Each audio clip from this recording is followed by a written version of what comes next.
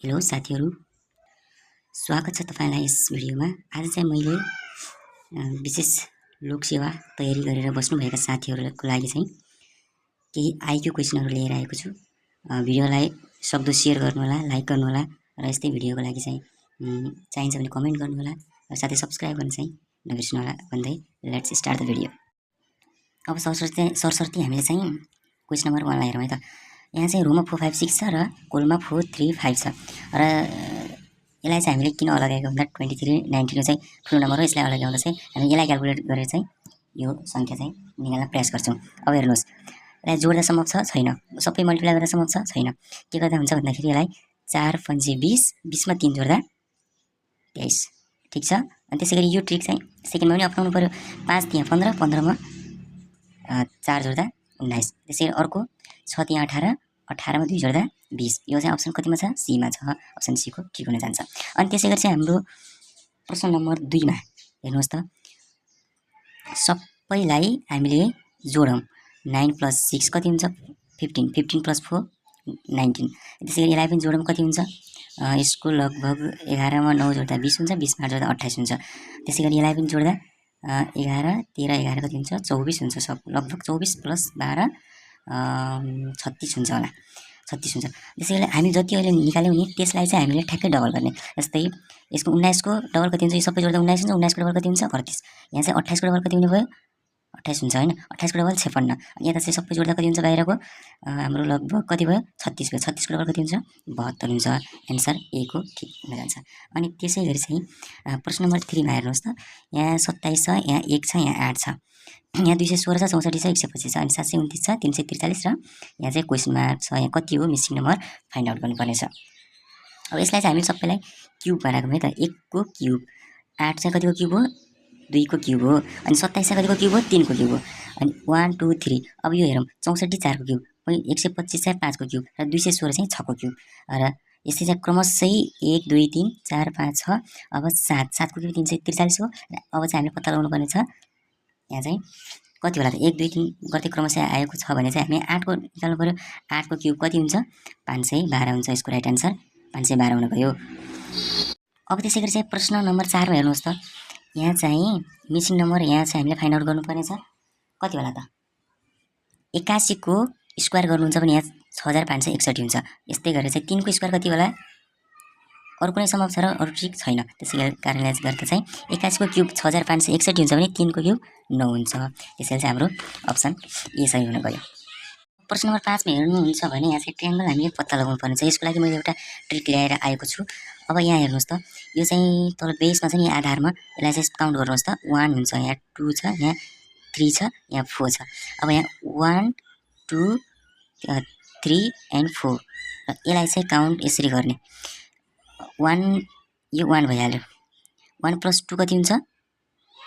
1 + 2 3 3 + 3 6 6 + 4 कति हुन्छ? 10 हुन्छ। अब सबैलाई जोडौँ। यो 10 6 3 1 गर्दा चाहिँ हाम्रो कति हुन्छ? 20 हुन्छ।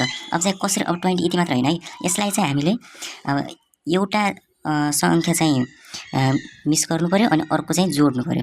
एउटा मिस गर्नु पर्यो, अर्को चाहिँ जोड्नु पर्यो। कतिवटा जोड्नु पर्ने? कतिवटा रहेछ?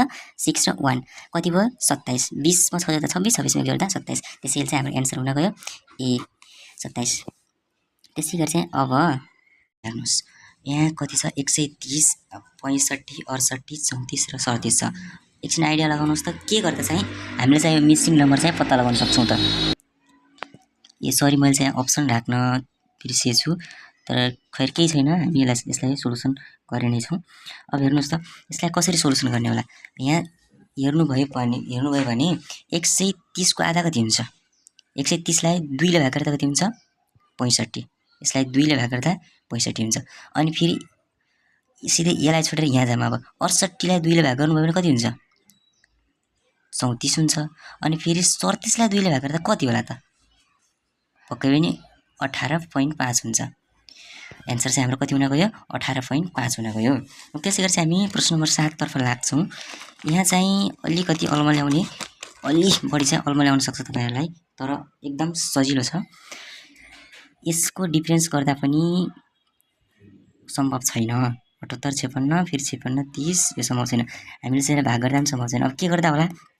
यसलाई चाहिँ हामीले दुईवटा डिजिट छ 7 र 8 छ कि जोड्नु पर्यो कि जोड्दा त सम्भवै छैन। अब मल्टिप्लाई गरौँ है त। 8 × 7 गर्दा कति हुन्छ 56 हुन्छ। 7 8 56 आयो। अनि त्यसै गरी 5 6 का कति आयो फेरि यो 30 आउँछ। अब 3 × 0 गर्दा कति होला त? कति होला?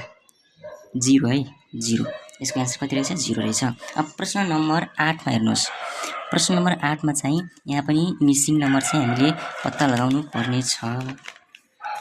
अब चित्र अलि नराम्रो नै छ तर पनि तपाईहरुले स्वीकार्नुहुनेछ भन्ने आशा गर्दछु।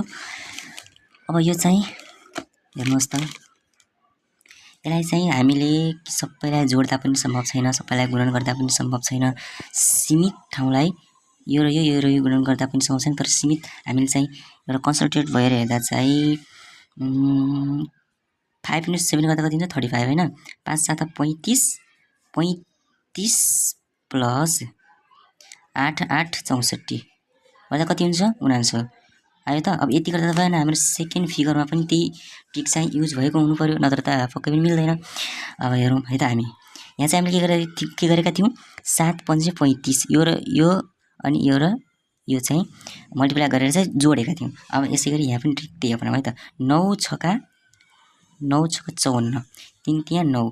अब 54 र 9 जोड्दा कति हुन्छ त 63 हुन्छ। आयो, यो पनि ठिक छ। अब त्यसै गरी यो पनि पक्कै पनि यो ट्रिक पनि यहाँ युज भएको हुनु पर्यो। अब 9 9 मा 81 यहाँ लेखौँ है त हामी। 81 प्लस 17 7 कति हुन्छ 17 7 119 119 जोड्दा चाहिँ कति होला 119 र 81 जोड्दा 200 हुन आउँछ है त। 200 चाहिँ कतिमा छ हाम्रो अप्सन डी मा छ। यो चाहिँ करेक्ट एन्सर हुन गयो। अब यसै गरी हामी चाहिँ प्रश्न नम्बर 9 सम्म आइसकेका छौँ।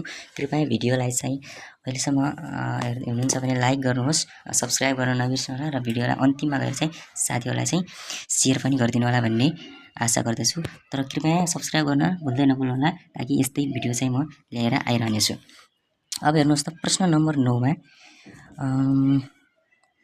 यहाँ चाहिँ के आइडिया लगाउँदा सही होला? जोड्दा पनि सम्भव छैन। अब गुणन गरौँ 5 चौको 20 20 त्यहाँ 60 6 त्यहाँ 18 180 यो पनि सम्भव छैन। अब हामीले चाहिँ 5 चौको 20 20 त्यहाँ 60 60 मा 3 जोड्दा कति हुन्छ 63 आयो हैन। अब यो ट्रिक चाहिँ यतापट्टि लागु हुनु पर्यो। 5 3 5 15 15 चौको 60 60 मा यो अङ्क जोड्दा चाहिँ कति हुन्छ 66। अब त्यसरी चाहिँ हामी लास्ट थर्ड क्वेसनलाई पनि फलो गर्छौँ है त। 5 त्यहाँ 15 15 7 105 15 7 105 105 हुन्छ। 105 प्लस 6 गर्दा कति हुन्छ 111। अप्सन नम्बर डी मा छ है 111। यो चाहिँ हाम्रो करेक्ट एन्सर हुन जान्छ।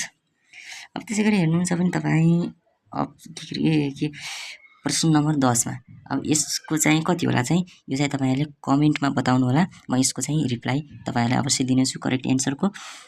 हस्, तपाईलाई अन्तिमसम्म हेरिदिनु भएकोमा चाहिँ धेरै धेरै धन्यवाद। यस्तै भिडियो को लागि चाहिँ तपाईहरुले च्यानललाई सब्स्क्राइब गरेर अल नोटिफिकेसनमा चाहिँ प्रेस गर्न नबिर्सनु होला। लाइक गर्नुहोस्, साथीहरुलाई सबले शेयर गर्नुहोस्। यस्तै भिडियोको लागि चाहिँ सब्स्क्राइब चाहिँ बिर्सदै नबिर्सनुहोस्। मैले धेरै पटक भनिसकेको छु। हस् त, धन्यवाद। नेक्स्ट भिडियोमा भेटौँला। Bye bye.